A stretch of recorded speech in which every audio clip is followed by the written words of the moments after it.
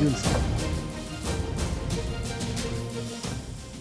Hello and welcome once again to the Mood of the Nation poll, part 2 of this extensive survey done by Sea Voter for India Today, the biannual poll in this Independence Day week, where we are looking at all that is happening across the country.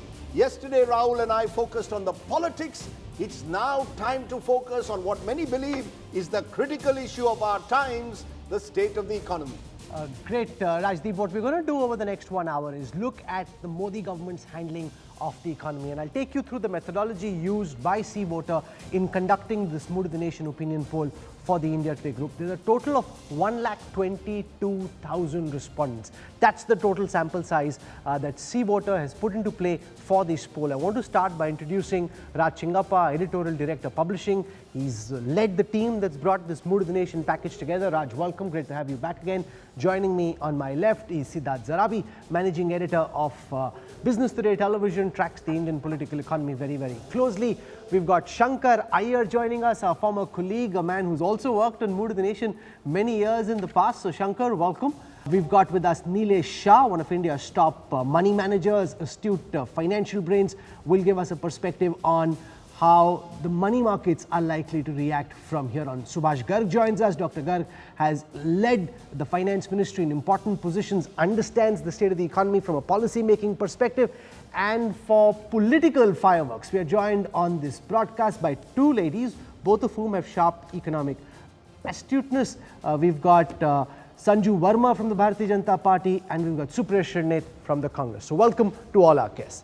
That's right. You know, the first big number, of course, will be the NDA's handling of the economy. So, Rahul, you want to go straight right into that number, because that really is the critical number. How has the Modi government handled the state of the economy? And remember, the last several months have seen very serious economic distress on account of the pandemic, on account of Russia's invasion of Ukraine, on account of rising interest and inflation rates. There has been a lot of domestic and international headwinds that the economy has had to deal with.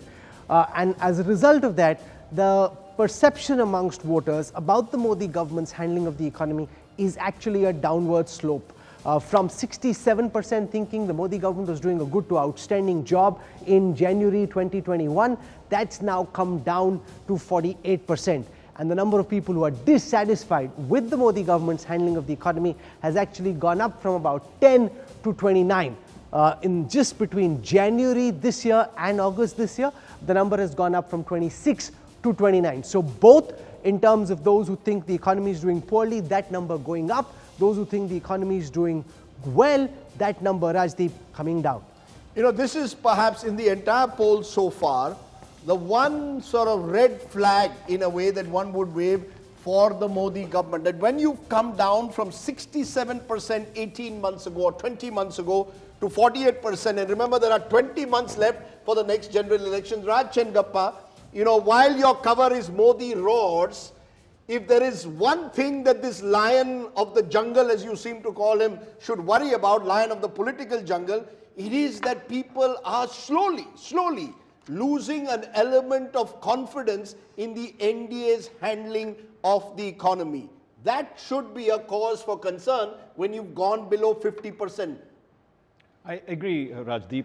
It is a very nuanced message. The big message is that the electorate or the people that we have surveyed is completely unhappy with the way the economy is being run. Completely unhappy. Yes, because if you look at the failures that we discussed when we looked at the big numbers that were there, when we looked at the politics of it, the big failures were looking at price rise, joblessness and economic growth. So it tallies with it. But I think the nuanced message that is there, and that's what is that despite all this, let's not forget we've had a black swan event like Ukraine happening, we've had COVID also happening together, and people feel that, look, there is a genuine reason why the economy has tanked in the way it has. So therefore, the blame is not falling directly on the Modi government, and that shows in our overall numbers. If you looked at the political side of it, Mr. Modi, despite this, look, during Dr. Manmohan Singh's time when the economy tanked and there was corruption charges, we knew, our polls showed very clearly in 2012, 2013, that the UPA too was going down. But the fact that Mr. Modi and the NDA still in this, if an election was held, and that's what the Mood of the Nation poll showed, that the political side of it, that the NDA is heading for a majority despite all these problems, which means that people think that Mr. Modi is still the best bet to get us out of this situation. And for the opposition, there's a message, look, you've had so much to do, but you're not getting our confidence, and you need to do better to take on the Modi government. No, so the critical question then becomes, Siddharth Zarabi, where do things go from here? The last 2 years have seen the government deal with the kind of economic turmoil no government ordinarily needs to deal with. The government will naturally be hoping that from here on, things get better, because this poll is suggesting that there is real economic distress. Rahul, if this poll were to be repeated in 3 months, and if crude oil prices trend lower, and we have had a good monsoon, I believe some of these responses will change, not all of them, because while politics can change overnight, as Bihar showed us, economics doesn't. And the current economic situation, we should be looking at what will happen in 2024. The single biggest thing from this data that we are presenting is the government's failure to get control over inflation in time, and keeping in mind those classes, the masses who are feeling the brunt of inflation the most. You know, inflation seems to be the big factor, not just in India, but across the world. And when we then break it down, what I find interesting is the next figure. NDA policies, who have benefited? 51% are saying big business has benefited, 10% are saying small business, 9% salaried class, farmers 9%. So effectively, achhe din for big business, but not for the rest. Mr. Garg, when you look at those numbers, is that something that surprises you? That a large number of people out there seem to believe it's big business more than the small business or salaried class who benefited, because inflation is clearly hurting the salaried and the small businesses. See, this survey in a way validates what the general impression about the K-shaped recovery has been. The last year you saw the corporates made massive profits, and not only the valuations, many things rose. Whereas the inflation impacted the poor most, their wages could not rise, they could not get the support from the government in the form of assistance and otherwise.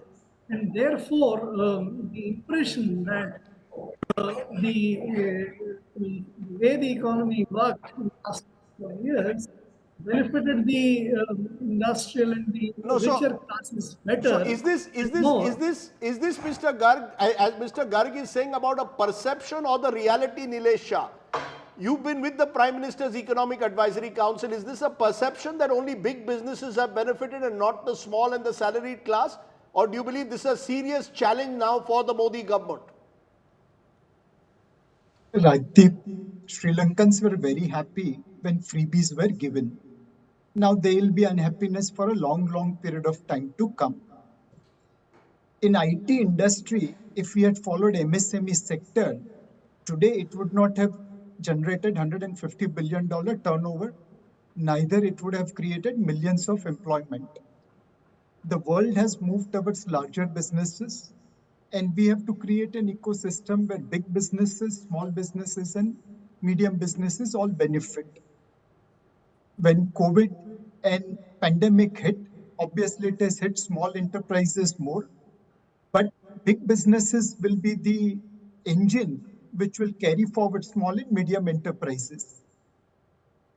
No, but Sanju Verma, the reality is that the last 2 years have seen greater concentration of economic wealth at the top of the pyramid and greater economic distress at the bottom of the economic pyramid. The economic data speaks for itself, and that is what is reflected in this Mood of the Nation opinion poll, which politically is a challenge for the government to now try and explain to voters why they believe that it's big businesses that are getting benefited from the NDA government's economic policies. It's happened globally, but it's likely to hit you, particularly in India, on this question of economics. You know, Rahul, there is a tweet by Rajdeep 18 hours back where he says, my 5 key takeaways from the Mood of the Nation poll is PM Narendra Modi remains a cult figure. I agree to that, yes. Economic situation is rising concern. I would say it is a concern, but it is being well managed and things will only get better as we move forward. Then he says opposition lacks a credible narrative/leadership. Absolutely right. His fourth takeaway is at state level, regional leaders giving BJP a fight, yes, but only half-heartedly so. One swallow does not a summer make. The fifth point he says is Congress is still a kamzor kadi. Not just a kamzor kadi, Rajdeep, Congress is decimated. Now coming to Rahul Kanwal's question, I say this, the most interesting bit which I would like to dwell upon is that while yes, 51% feel that big businesses have benefited and only 10, 9 and 9 say small businesses, salaried class and farmers have benefited. But Rahul, I am very surprised, and I say this to Rajdeep also, be it the Bihar elections, be it UP, be it Uttarakhand, be it Assam, be it even West Bengal, where we increased our seat tally by 77%. You have not touched upon the most important swing factor, that is the women voter base. Be it Bihar or UP, we saw that, the gap between male voters and female voters in terms of those who voted for BJP was anywhere between 7 to 12%. And I wish you had asked the women voters, do you think the Modi government's policies have benefited you? And I tell you, with my hand on my heart, the answer would have been an unconditional yes, because more than 55% of Jan Dhan accounts belong to women, more than 67% of Mudra accounts belong to women, more than 11 crore toilets which have been built are for the benefit of improving sanitation levels of women. Ma'am, Sanju Verma ji, at the end of the day, we have to go by our numbers. You see, you can, and I'm glad you gave a preface of a tweet before you answered Rahul's question, because it gets me free publicity. This is the era of freebies. So, let's be clear. Opinion on unemployment, for example. In our MOTN, Mood of the Nation, August 2021, 83% said it's serious. Now it's 73%. That's 3 in 4 Indians are still saying that jobs is serious. Only 9% are saying it's not serious. Falling rupee to badly hurt economy, yes said 65, no said 25%. When I add to the fact what we revealed yesterday, that price rise and unemployment are the top 2 issues, surely there needs to be a little bit of introspection, some Atmachintan. Not everything all is well, we are winning elections, so don't worry. That may well be for very different reasons, Ms. Verma. The fact is the economy is hurting a lot of people. I'm not blaming only the government for it, but the fact is at least there must be an acknowledgement and acceptance. Rajdeep, the problem with you is you enjoyed free publicity, but then you don't have the patience to digest what was coming after that. And I will only take 30 seconds in laying down the hard facts. I am not the proverbial ostrich like the Congress with my head under the sand and saying, Sab Changati, all is well. I said that there are some weak spots, there are points of concern. The government is tackling that, because the only way to finding a solution is to first acknowledging that there is indeed a problem. And that is precisely what the government and the RBI have been doing. The first step, I just want to quickly, I will not take more than 30 seconds. You and Rahul have mentioned that there are 2 black swan events. There have been 2 black swan events, one the Russia-Ukraine conflict and one, of course, the global pandemic that we saw in 2019-20. Despite 2 black swan events, when countries like the US and the UK and Germany and Eurozone, what have you, are grappling with 9% plus inflation, the fact is India's core inflation has now moderated to 6%. Okay, so here's the challenge, Supriya Srinath, from the opposition's perspective. If you can't, ma'am, your 30 seconds is up, we'll come back to you. If at a time of such economic distress, the opposition hasn't been able to capitalize on the opportunity that the distress provided politically, as things get better, then the opposition space could recede even further.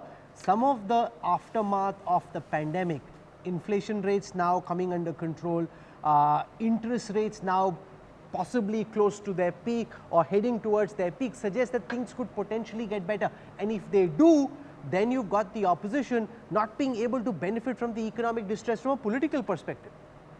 As an Indian, I certainly hope and pray that things get better, but as somebody who has tracked this government very closely and tracks the economic space even perhaps closer, it won't. And it will not, because the doctor who's supposed to diagnose and offer a prescription is refusing to accept the problem.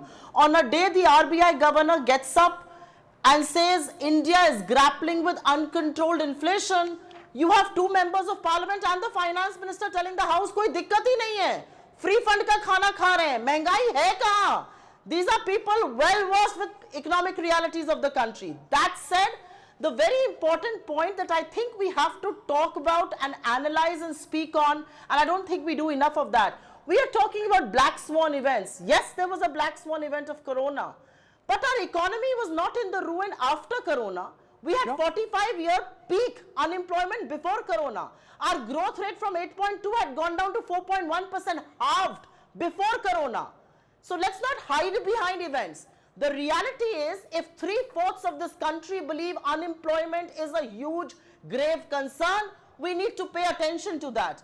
If 33% people believe price rise is a grave concern, we need to accept, diagnose and offer solutions. The government doesn't want to do that. And I want to ask you a very important question.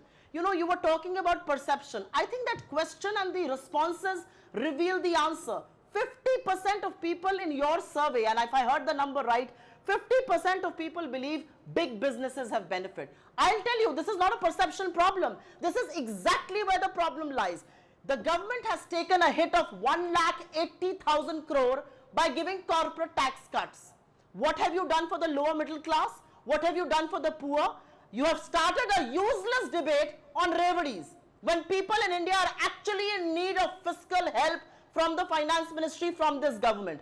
1,80,000 crore, unko aap asharfiya de rahe hain aur gareeb ki aap revdiyan gin rahe hain. This is not a perception. This is how this government works. You mentioned the MSME revenue after debate. MSME has shut down Let's show in you this the country. political fireworks that have now started exploding over the question of these freebies, which is very quickly becoming central to the Gujarat elections, most certainly, and also to the larger economic political debate around how the economy is being administered. आम आदमी party की सरकार बनने के बाद 3 महीने के अंदर गुजरात के अंदर भी 300 यूनिट हर परिवार की बिजली दी। हमारे देश में मुफ्त की रेवड़ी बांटकर वोट बटोरने का कल्चर लाने की भरसक कोशिश हो रही है। मुफ्त शिक्षा देना फ्री भी नहीं है, मुफ्त इलाज करना लोगों का फ्री भी नहीं है, ये किसी भी जिम्मेदार सरकार का काम है। रेवड़ी कल्चर वालों को लगता है कि जनता जनार्दन को मुफ्त की रेवड़ी बांटकर उन्हें खरीद लेंगे। 10 लाख करोड़ रुपए अपने दोस्तों के कर्जे माफ करना, ये फ्री भी है। अपने दोस्तों के टैक्स माफ करना, ये फ्री भी है। 10 लाख करोड़ का लोन बट्टे खाते में डालना, उस गजब कल्चर पे प्रधानमंत्री जी कब डिस्कशन होगा? फ्रीबीज को लेकर तुम सवाल उठा रहे हो। क्या इस देश के गरीब आदमी के बच्चे को अच्छी शिक्षा पाने का हक नहीं है? क्या गरीब आदमी को अच्छा इलाज पाने का हक नहीं है? अब रेवड़ी और लॉलीपॉप में क्या अंतर है? लॉलीपॉप तो आप दे रहे हो, हम लोग रेवड़ी खिला दें तो क्या बात होगी? रेवड़ी तो बड़ी अच्छी मिठाई है, हमारे मेरठ की प्रसिद्ध है, सब लोग खाते हैं। ये अरविंद केजरीवाल जी ये इस प्रकार से एक्टिंग करते हैं ना कि जैसे पूरी दुनिया की चिंता उन्हीं को है, केवल अपनी चिंता है। ये सारा देश कुछ चंद दोस्तों के, पहले एक परिवार के लिए चलता था, अब कुछ दोस्तों के लिए देश चल रहा है। From an economic perspective, Rajdeep, this is really terrible because on the issue of freebies, which all governments need to curtail to the extent possible, you now have Arvind Kejriwal as the messiah of the freebies versus Prime Minister Modi, who's trying to do something politically tough, which is to cut back on this whole subsidy and freebie culture, but may have to pay the price politically in Gujarat and elsewhere in terms of how this debate is being built up. No, at least in terms of the optics, in terms of the narrative, you've seen why Arvind Kejriwal is a clever politician.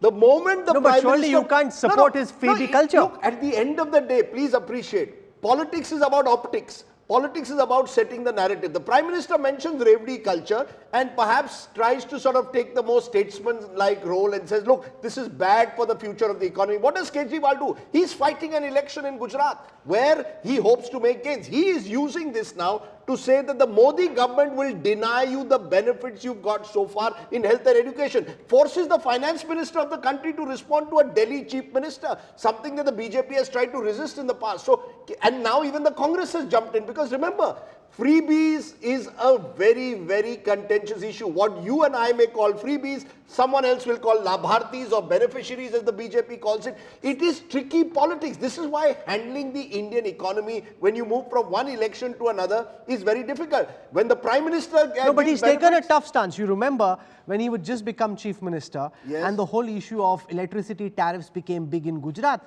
Everyone around him in the BJP, in the administration said, don't insist, this will create problems. He stuck to his convictions, ensured that people paid electricity. Now Gujarat Siddharth doing much better on the issue of electricity. And this is a very, very tough line to walk politically. It's very clear that this will have political consequences. Despite that, the Prime Minister wanting to hold firm. What's the thinking in the government on this? Well, the government is very clear that as far as some of the key flagship welfare schemes are concerned, they will remain. And if you look at the maths, 3.4 lakh crore has been spent on the free 5 kilo food grain scheme since April 2020. And I'll say this here on the show, Rahul, that I don't think this scheme is going to get rolled back before 2024. So you see that... To add Rajdeep to this, and this is history a little bit. When MG Ramachandran started the free meals for the school children, the midday meal, I actually criticized it at that time. I was a reporter in the South, and I said this is not something that should be done. 40 years later, his entire free midday meal scheme has been endorsed as one of the major reasons why children's nutrition went up in this thing. They linked it with maternal health, and today Tamil Nadu has reached zero population growth, largely because one of the big reasons, they didn't have the kind of education Kerala had. Fridges free, that's a different matter. TVs free, no, but I'm just saying, machines as you know, there should be a discrimination that is there. But as Rajdeep was saying, you have to be careful.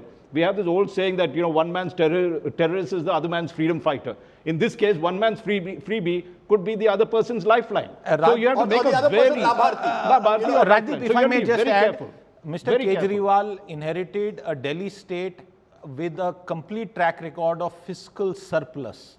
Please look at the numbers minus COVID, and there are big question marks on how the revenue and the spending profile of Mr. Kejriwal. The Delhi model cannot be exported. You will have more Bimaru states in the rest of the country. So let's, in a way, Shankar Iyer, look at this, the freebie debate in the context of our poll, because our poll is clearly showing the economy to be top of the mind. When I look at the biggest failures of the NDA government, price rise 33%, unemployment 26%, slowing economic growth 10%.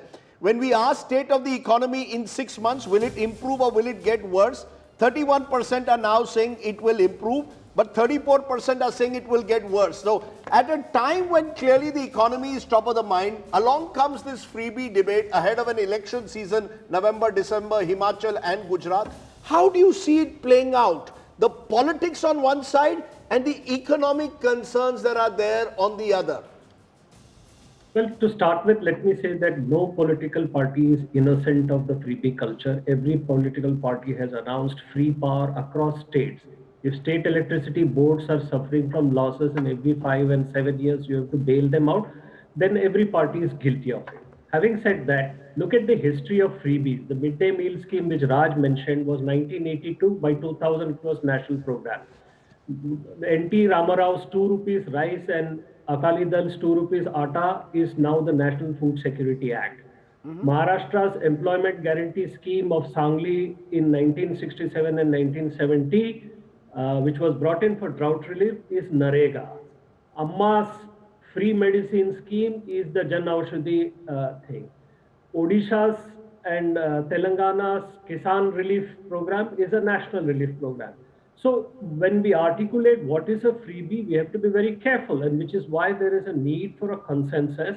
I think that both the Finance Commission and the Election Commission have shied away from defining parameters or guardrails for this.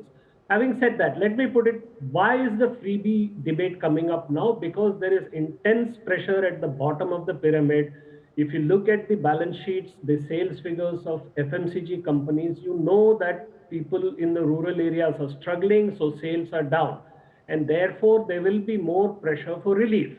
Now, freebies essentially arrive at the intersection of both political and administrative failures.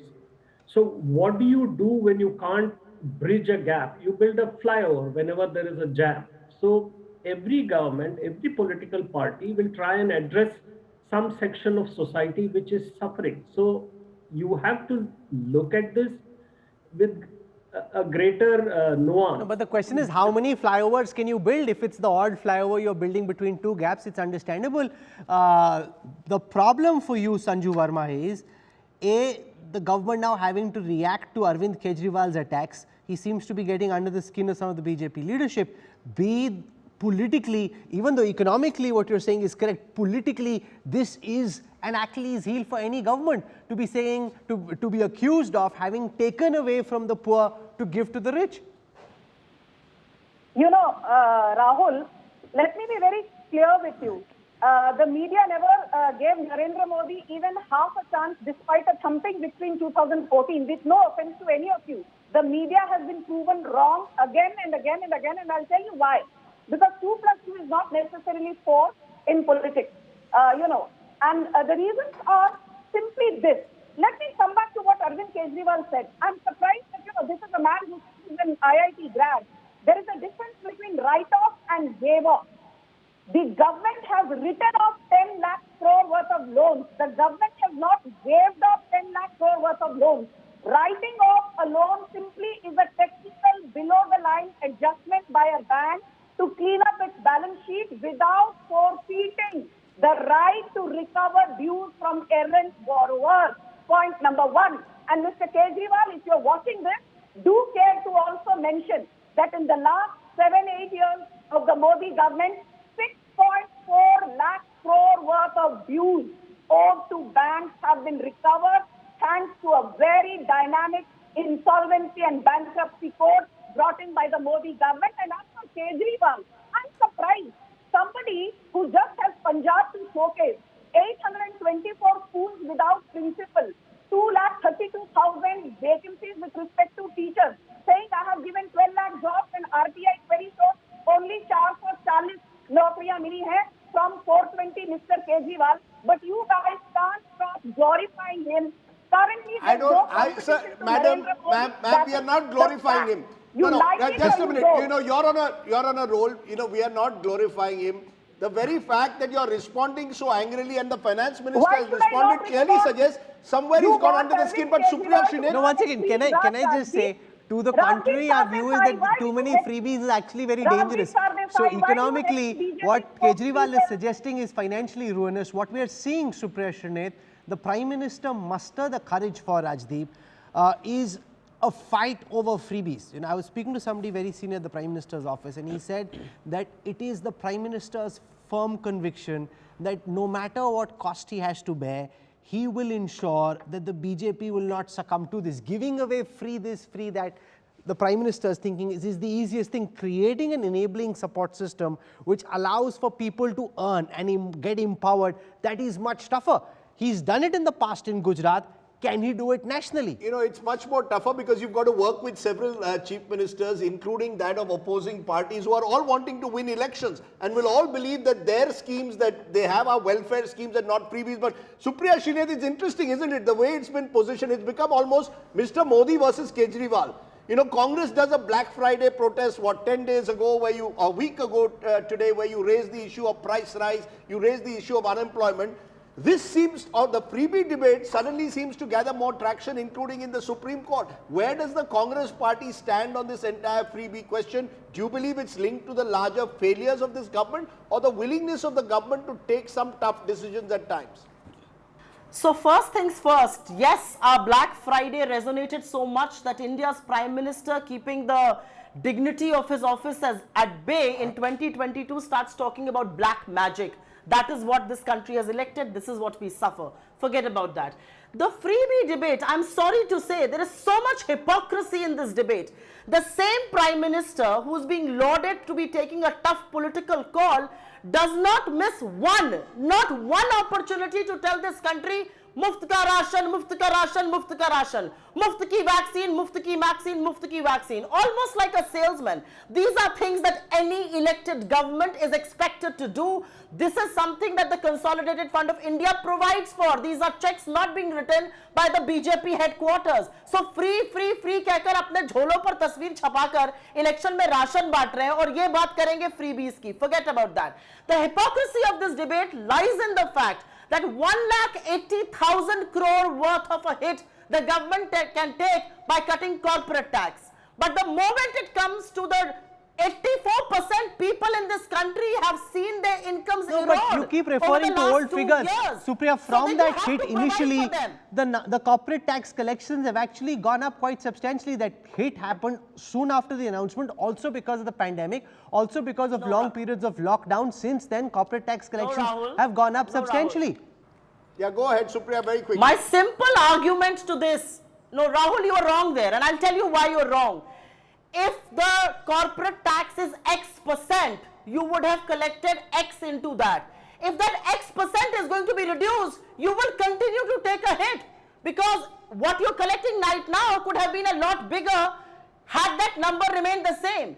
Why did you do this? You thought the corporates are going to start investing and create jobs. They have not invested a penny. Everybody is actually investing overseas. Look at the number of high net worth individuals who are fleeing this country. Look at the passports that are being surrendered. It gives you a sense of why economy is not taking off. The one underlying factor for economy and financial investments is law and order. No, so let Nilesh Shah answer that question. I don't want to get into a direct political debate with Supriya Shrinate. She is right when she says that despite capacity utilization now being in its mid-70s, the kind of investment in capital expenditure that you would have expected on the back of a big reduction in corporate tax rates, that hasn't happened. Yes, corporate tax collections have gone up, but the government will feel that India Inc. didn't live up to its part of the bargain by investing some of those extra returns that they would have got into the India story by investing in the kind of projects that they should have. So if we look at certain areas, investment has picked up. The COVID-19 resulted into lockdown, capacity utilization came down, and supply chain disruption occurred. In automobile sector, when you are not getting chips, how will you make investment even when you had 1 year of waiting period? Now capacity utilization is above pre-COVID level at 75%. We believe investments will pick up. And in some sense, lower rates improves compliance. There was a time in India when we had 97.5% of income tax, and our tax to GDP ratio was even lower than African nation. So with lower taxes, we have given more surplus to businesses, including smaller and medium sector private companies also. And as capacity utilization has improved, I'm sure investment cycle is about to begin. But the worry is, and this is coming through the polls, look at these numbers. COVID impact on economic status. You see, those who are viewing our program will be middle class, a number of middle class Indians. COVID impact on economic status. A black swan event has occurred 2020-21, Rahul, and Russia-Ukraine. Income gone down 46%. Income gone up is only 19%. No change is 34%. So 80% of Indians have said that income has either gone down or there is no change. This is on the back of concern over unemployment and rising prices. Your current expenses versus last year, difficult to manage 63%, up but manageable 27%, down 9%. And then you ask economic status since 2014, worsened is 36%, improved 28%, same is 31%. So the paradoxes that we've been speaking about, Mr. Modi's popularity high, but on all the key issues that might affect people on a day-to-day basis, there is a serious problem. And therefore, Shankar Iyer, we are coming back to it, that the economy remains presumably the one red flag that this government has. When I looked 10 years ago at Manmohan Singh's performance in the Mood of the Nation, 75 to 80% said he had failed to control inflation. And therefore they were willing to vote him out. Now people are not willing to vote out Mr. Modi, but they are concerned with their pockets. They are concerned about the lack of Achhe Din. How do you explain this paradox? Well, just like in industry and in markets, there is a need for a competitive narrative. Mr. Modi's ratings are higher despite the economic, the indication that you see in the poll is a reflection on the opposition that there is no competitive idea or parallel that is being provided. Rating agency CRISIL recently put out a report on inflation which shows that 8 states have better than national average, lower than 4% food inflation. Nobody is discussing within the political parties. Some of the states are ruled by opposition parties. These include Goa, Kerala, Tamil Nadu, Manipur, etc. There is no discussion on it. There is room for finding out what is going right and what is going wrong, but the political parties, the opposition, have not engaged in any useful way with the government, and neither is the government given any room for the opposition to engage with them. You know, but Shankar, let me stop you. You know, Raj, the fact is, we have Supriya Shirate from the opposition. Opposition will say, look, we did a Black Friday yesterday. We did protests. We went into detention. Arvind Kejriwal is raising his own debate on freebies and welfare schemes. What more are we supposed to do? You know, that is their view, that you are constantly telling us where is the narrative, where is the narrative. We are trying to build it. But perhaps it's not echoing for the lack of credibility of the opposition or the lack of consistency. How do you see it? These numbers would normally suggest a high level of anti-incumbency, but that we don't see at the moment. As I said, there are two factors. One is, of course, definitely the opposition hasn't lived up to its name in any way. That's there. And of course, people's acceptance that there were two black swan events that created the kind of economic troubles that were there, though this might have happened much earlier, as Supriya was saying, even before the pandemic hit us, our economy was down. I think that the freebie debate and others is just a side debate in some senses. This government has to understand, the big message that is coming from this poll is really that the economy is in deep distress. Whatever questions that we've asked so far indicate clearly that people are unhappy. They're still betting on the government because they don't see the opposition deliver, and they think Mr. Modi will still do it. But my concern is... Sorry, is it the opposition, or is it the fact, as we saw in Uttar Pradesh, that a large number of people who are really hurting are actually getting free ration, for example? Yeah, but so the beneficiaries are there. That's my concern. The moment you get too much into welfare and freebies, you're really not... see, I think at a certain point, people will say, fine, I'm getting this, but I want an increased income. People are aspirational. They get used to this. You have to provide at the end of the day jobs and income for them so that they feel like all of us do, right? We have needs. We want our children to do better. We need better things. They also do that. They're not happy with just being, given a dole. So the pride, I think the main thing is the pride of the people is not in getting doles. The pride of the people is in getting a job, looking good. And I think this government has to do it on a crisis mode. My concern is that the government is not seeing this as a crisis. And there, I think I agree with Supriya. There is a sense that, yeah, it's fine, inflation is fine, this is okay, don't worry. We're better off than the rest of the world. I think that it's time that the government said there are 4 or 5 big crises that has to be addressed in, we were talking earlier of a support caste. You need a support caste in this, in the sense it just can't be Mr. Modi. There has to be many, many crisis groups that says, okay, the rupee is falling, what am I going to do? There's jobs happening here, what am I going to do? There's prices happening here, and get top economists on the job. I mean, you've got the best talent that's there. Why aren't you employing them? Why can't you say that, look, this is a crisis all of us have to face? And Rahul, from a political perspective, I think this is a moment for the states and center to work together. The last thing you need at the moment is a fractious debate on every issue from GST to freebies. That's the concern that one has.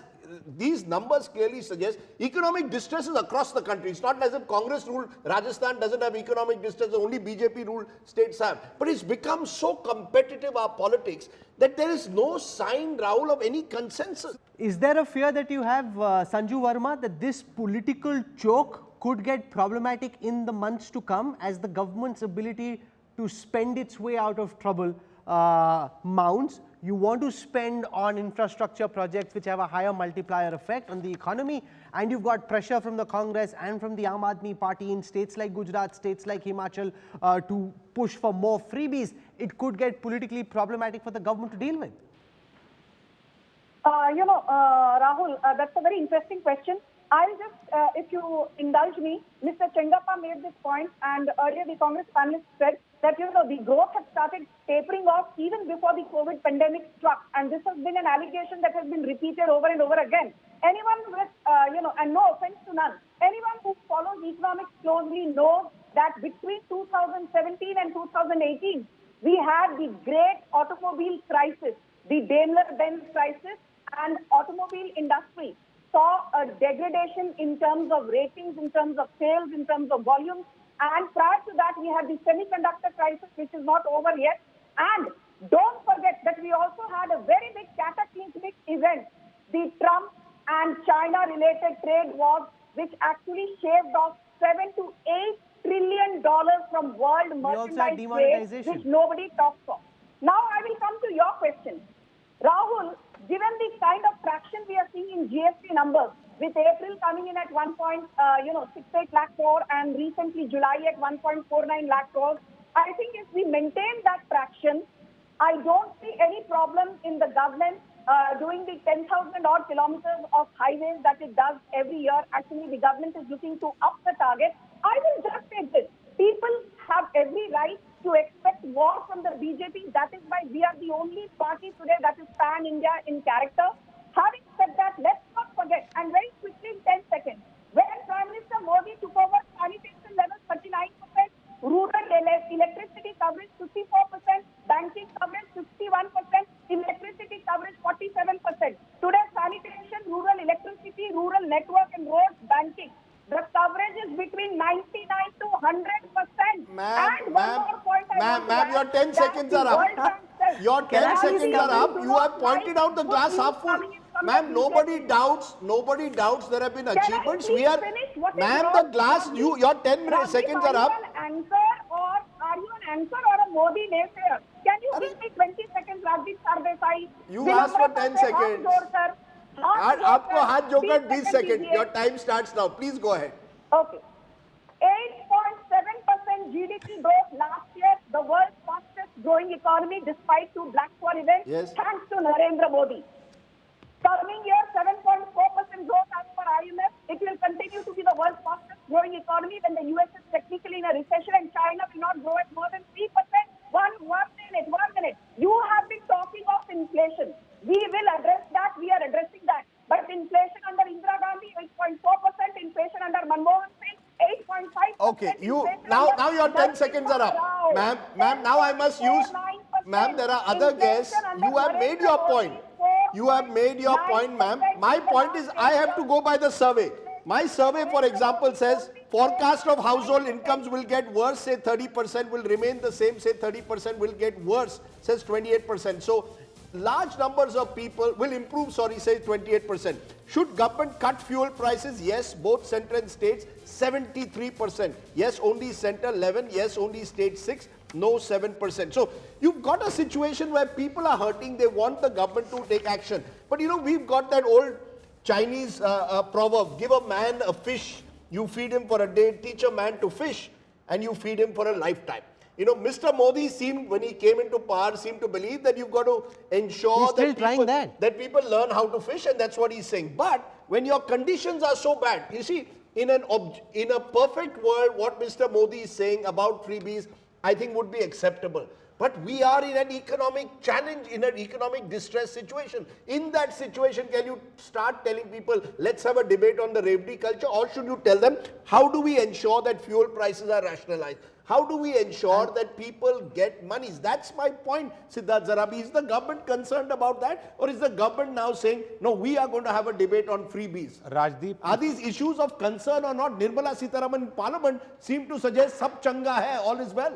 Well, Rajdeep, if we go by the central piece of data from the economy part of the mood of the nation, which is the state of economy in 6 months, and another futuristic data point. Basically, there are two future data pointers with regard to what the people are thinking on the economy. State of economy, the expectations have not improved in the last 20-month period and have in fact worsened, remained the same from January. However, if you look at it on a 12-month basis, last August, they have in fact worsened by 10 percentage points. Please allow me just one more minute. Please go ahead. Will they get worse? Now, this is the better data. In 20 months period, our respondents here are saying that the economy's state will get worse, and that number has doubled. Now the absolute numbers, if Raj recalls, we can go into that. So the state of the economy is going to get worse. This is the central piece of the data from here. Then if you add the data, that's why I intervened, because you had taken that bit, forecast of household income. What is the state of the economy to me? Mere jeb mein kitna paisa hai? That again is a future data pointer where expectations are not improving. Plus, if you add inflationary expectations, then 6 months is a danger zone from an economic point of view. Add the politics, add Himachal Pradesh as an election, and then the runway which is left, 21 months to the next election. So we are looking at a period where the economy will come center stage, and that is why I think instead of net reduction in so-called freebies, you might actually have additional. So to take off from him, I think Mr. Modi has set up a debate which needs to be had in this country, but the timing of it is what I question. Let me put that question to Nilesh Shah. From an economic perspective, what Modi is saying is absolutely correct. From a political perspective, it's problematic at any point in time, compounded by the fact that there is so much economic distress on account of the pandemic. And even bodies like the International Monetary Fund, when I interviewed Geeta Gopinath, she said there must be some kind of universal basic income. You must give more money than the government is giving. So internationally also pressure on the government to do more for those at the bottom of the pyramid than it is doing at present.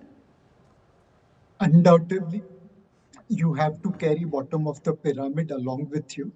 But there is a need for a balance.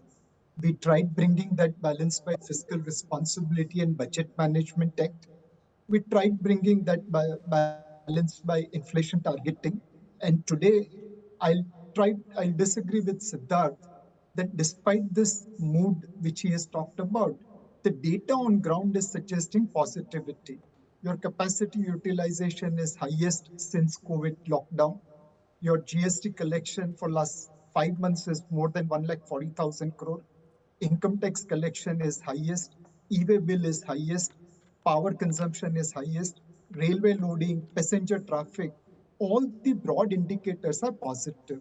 The only weak spot in the economy was consumption, as Raj mentioned. And there also in March 22 quarter, we saw FMCG volume dip by 4.7%.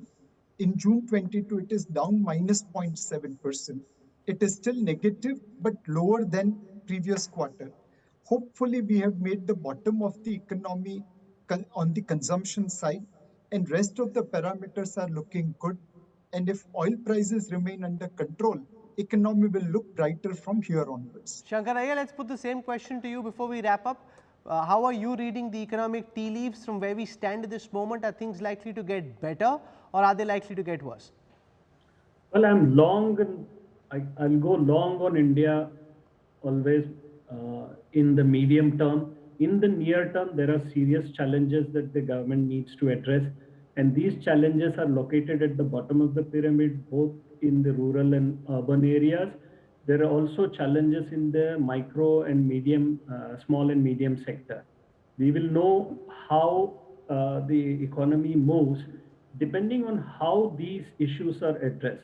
Remember, Rahul, let me say, put it this way, freebies are essentially economic insurgency injected by regional parties from the states.